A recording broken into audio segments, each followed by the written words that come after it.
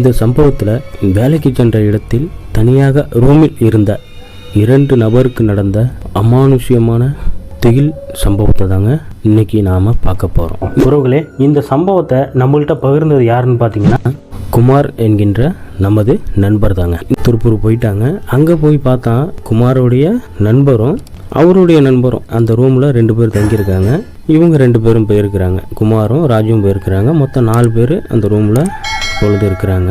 இரவு ஒரு 9 மணி வாக்கில் என்ன பண்ணுறான்னு பார்த்தீங்கன்னா, சரி நம்மளுடைய ட்ரெஸ்ஸெல்லாம் கிடக்கு, அதை நம்ம துவைச்சி போட்டால் நாளைக்கு நம்ம அதை யூஸ் பண்ணிக்கலாங்கிற மாதிரி ட்ரெஸ்ஸெல்லாம் எடுத்துக்கிட்டு எங்கே போய் வாஷ் பண்ணோம்னா அவர் தங்கியிருக்கிற பின் சைடு துணிகளை வாஷ் பண்ணணும். துவைச்சிட்டு இருக்கும்போது ஒரு விஷயத்தை மட்டும் கவனிக்கிறாருங்க.